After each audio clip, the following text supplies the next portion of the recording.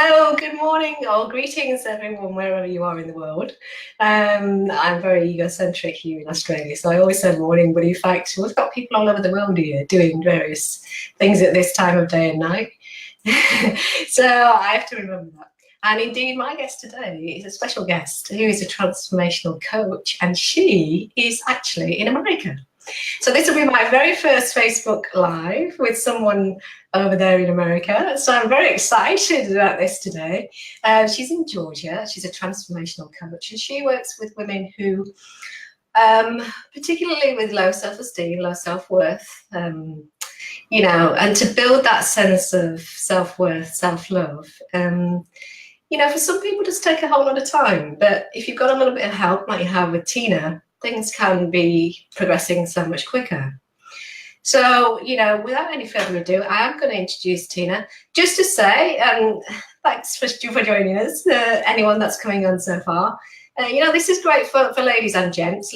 Tina does only work with ladies, but the fact is, a lot of the things we're going to talk about today affects guys too. So, come and join us. Come and listen in, tune in, comment, and ask some questions.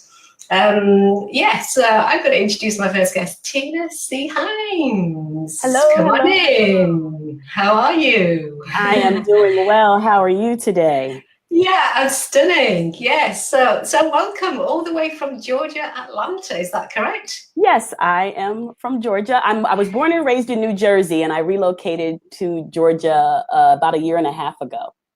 Wow. So what encouraged the move? What was that about?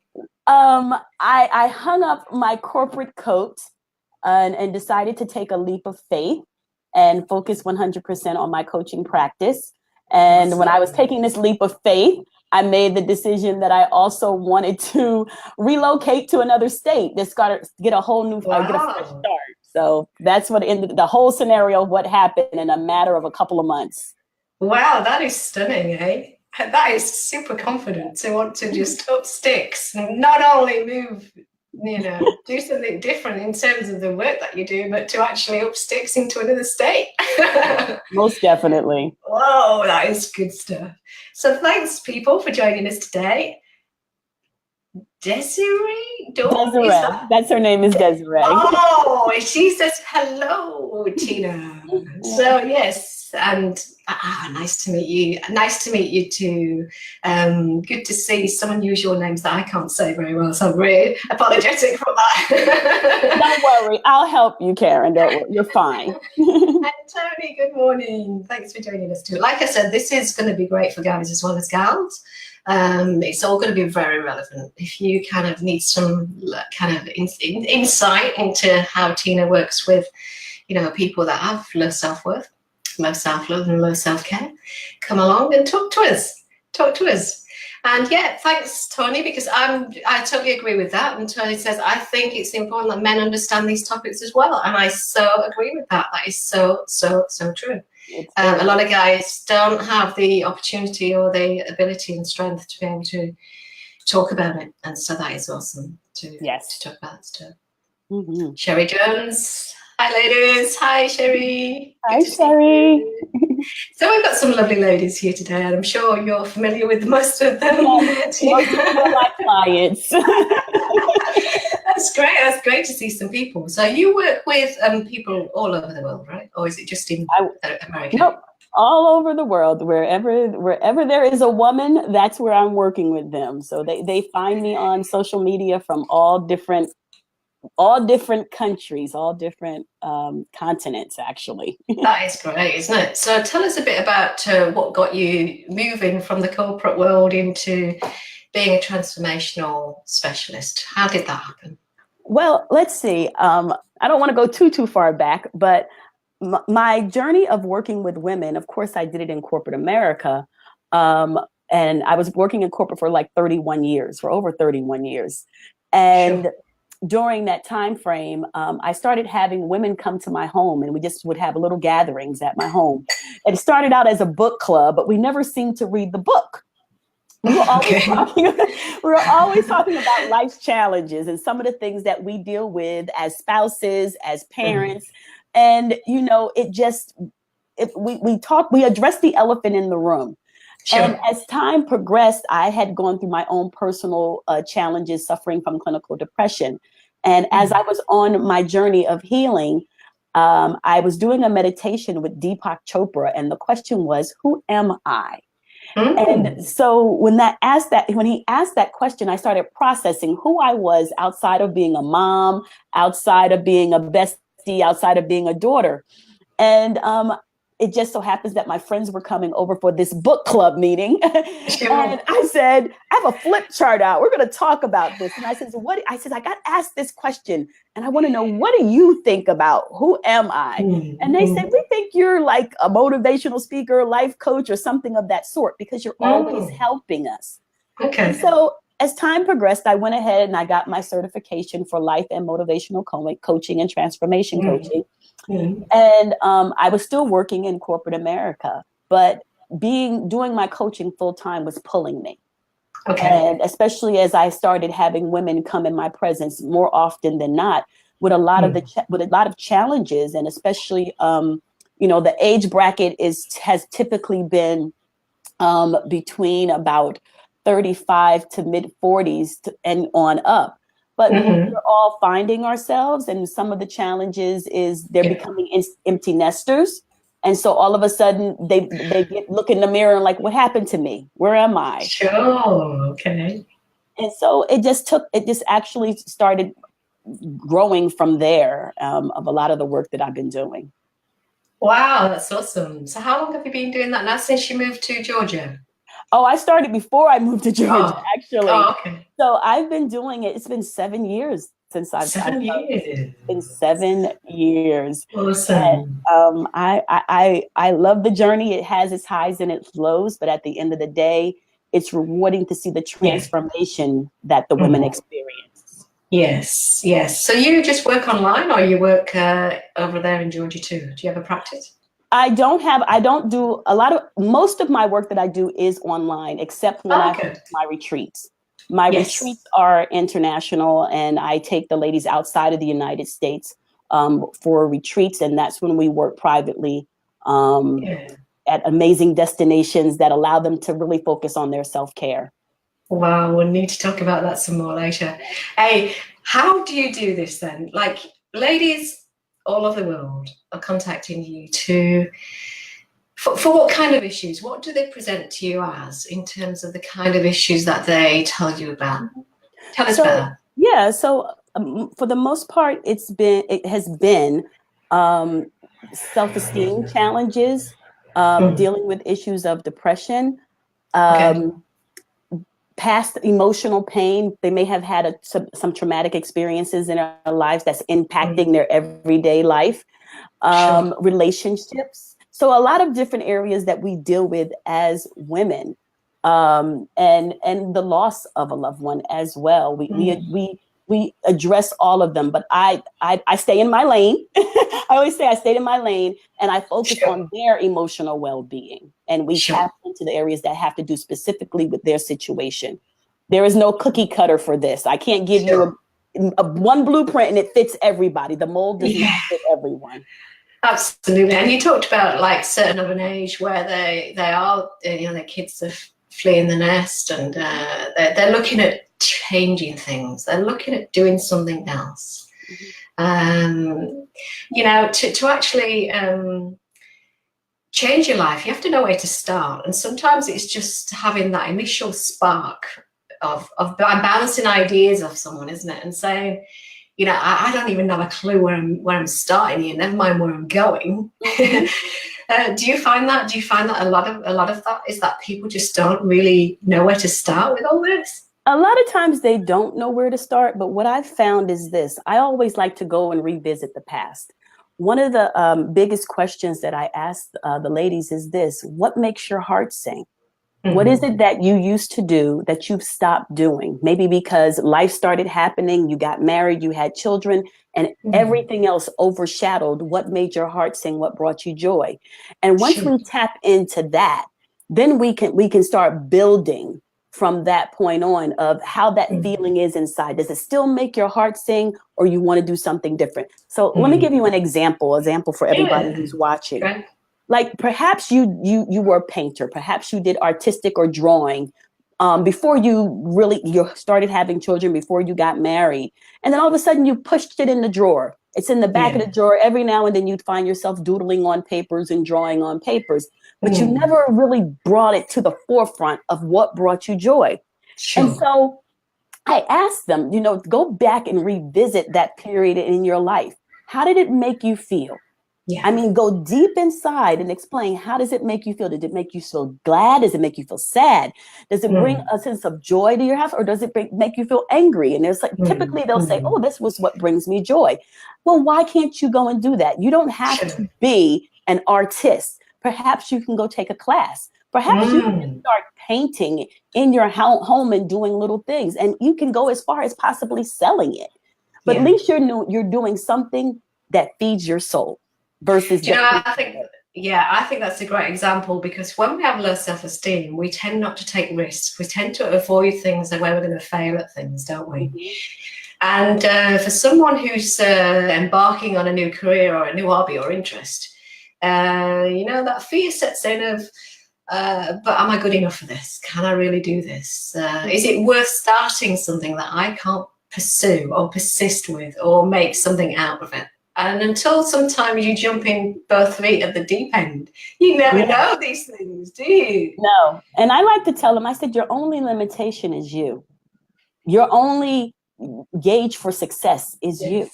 Yes. You don't have to compare yourself to anyone else, because everyone is going to do it differently. Yes, so absolutely. Can you do it? Like, it's when I hear women say, oh, I want to go back to school, but I don't want to be in the school with all these kids. There's somebody who graduated, I think they were 80 something years old. They were taking care of their family and they went and got their college degree in 80s. So if you're in the 40s, you're definitely capable of doing it. There's no limitation. The only limitation is what you place on yourself.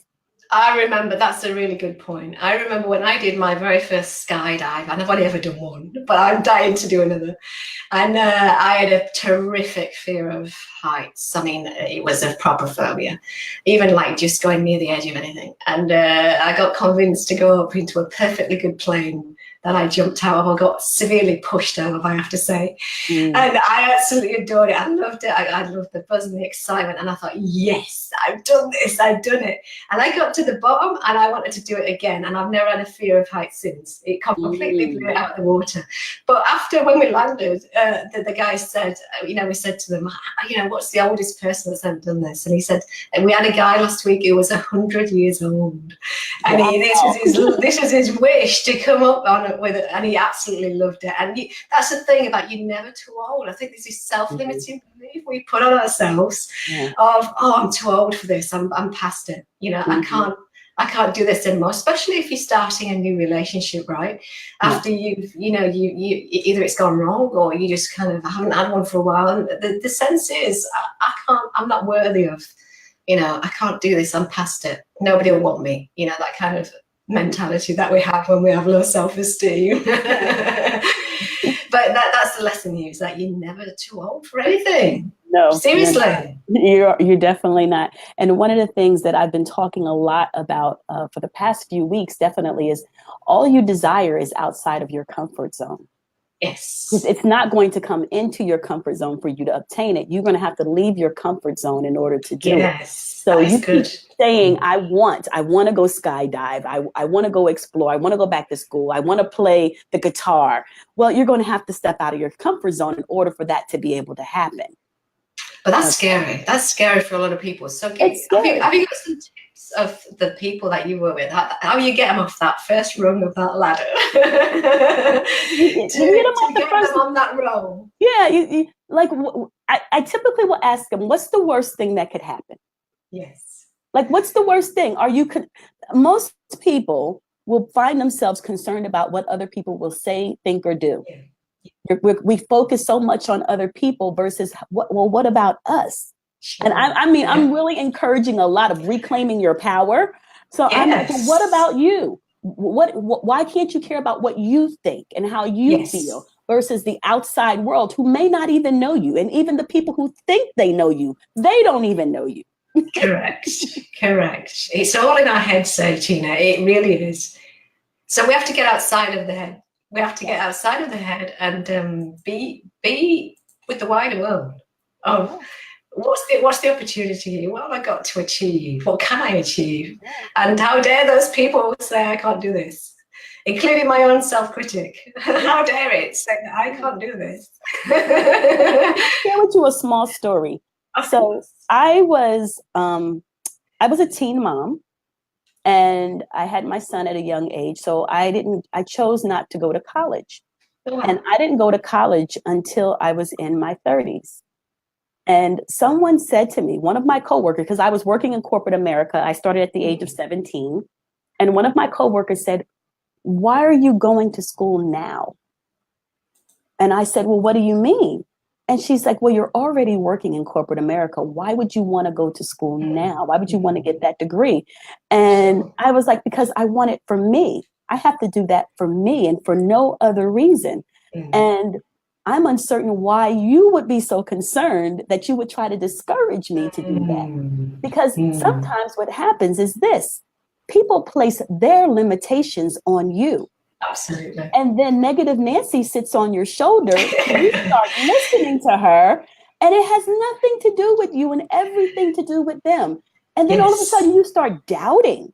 And doubt is not a great thing, because we really are geared up. We're like, "Oh, I want to do this. I'm determined." And here comes negative Nancy having doubt creep in your mind. So you have to make a decision of if you are willing and unwilling to listen to that person, because this is based on their own personal perception, not your own.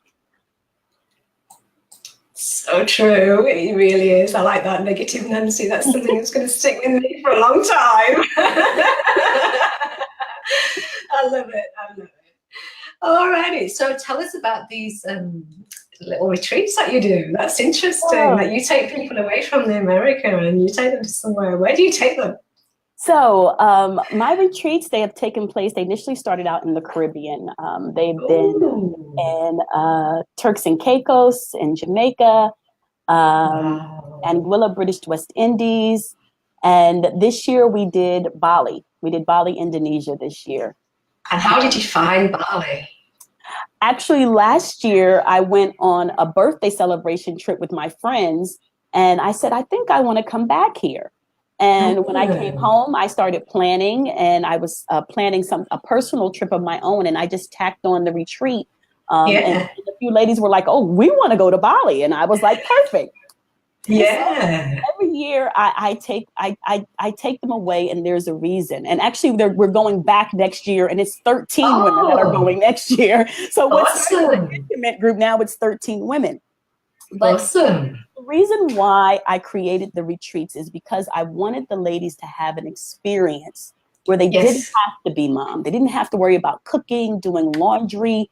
For 7 days, they could really focus on themselves.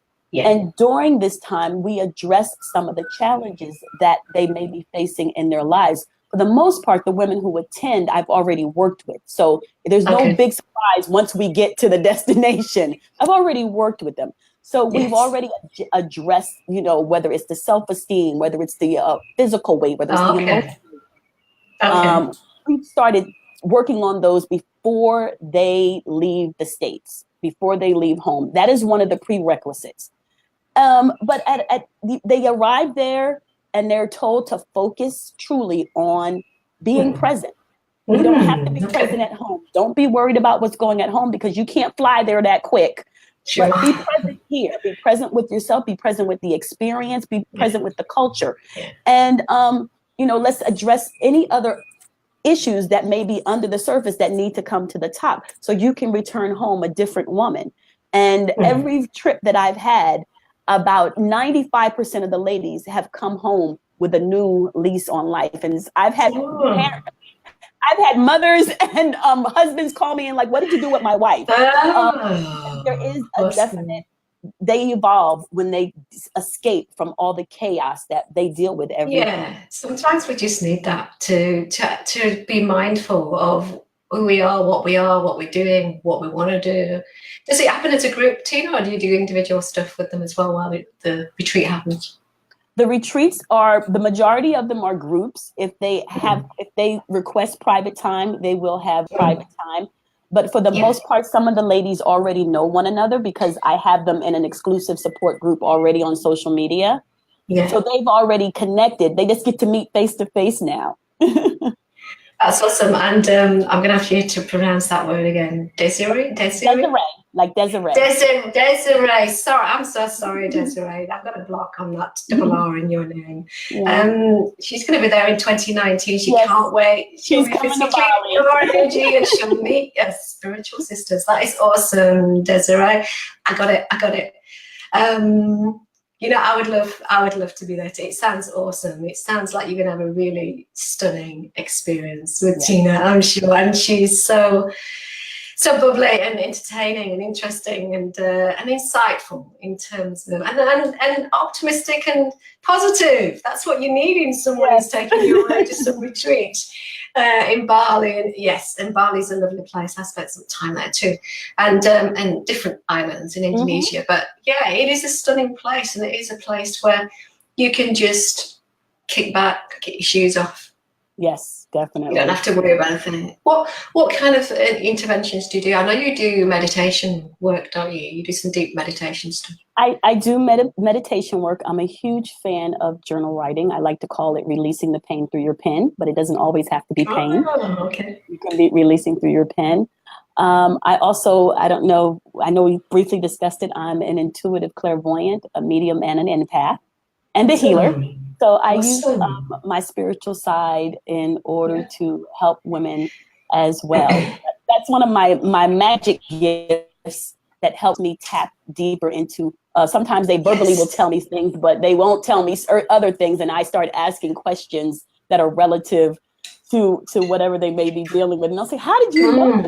And I'm just like, I'm listening to your energy. I'm listening to what you're not saying to me. That's truly being at one, isn't it, with someone, you know, and being empathic in understanding their energy and their without having to say anything. That is awesome. Yeah. And you know, you've changed people's lives in many ways, it seems. You know, and it's rewarding. It really is rewarding to be able to imagine. I can imagine.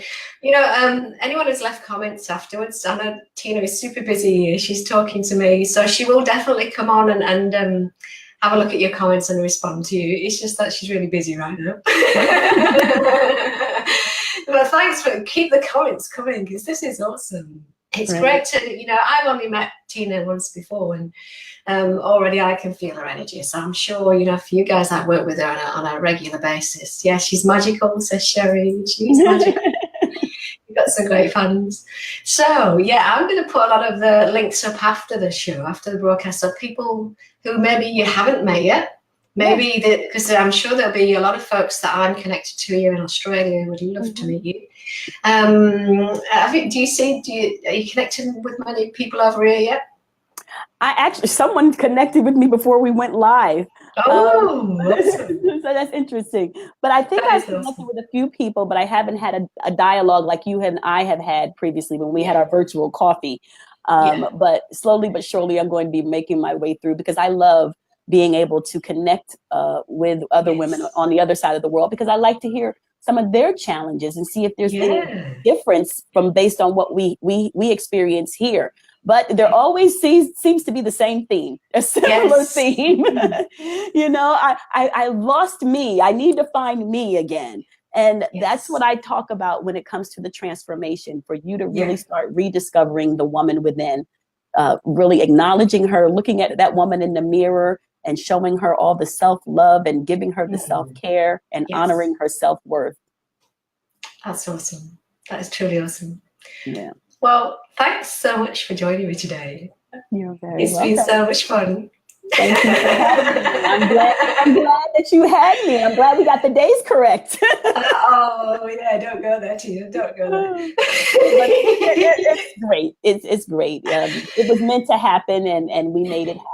And this is awesome. Like, you can speak to people right over the other side of the world. Yes. And we managed to make the time zone work. And, you know, that's what people need to do. Connect with people of difference around the world, and, you know, just get to know one another. And you change lives. You transform lives, Tina. So good on you, and keep doing what you're doing, because obviously you're doing it very, very well. You're doing it Thank you simply so well. much. Getting Yeah, lots I'm of not giving hearts. up. Okay, we're getting lots of hearts springing up here. There's a lot of love for you, Tina, today. So, yeah, keep doing what you're doing. So, yeah, I'm going to put all the links up there afterwards. Is there any particular space that you do want people to connect with you? Where's the best spaces? The best space they can connect with me, they can connect with me on my business page, Tina C. Hines, Life Transformation Specialist. That would be great. Or you can go to my website, tinachines.com. And the C is just a C, the letter C as in Charlie. What does a C stand for? Cherie. Like, you know how Cherie is here? I have an E at the middle of my name. Awesome. So it's Tina Cherie, but you can connect with me on my website.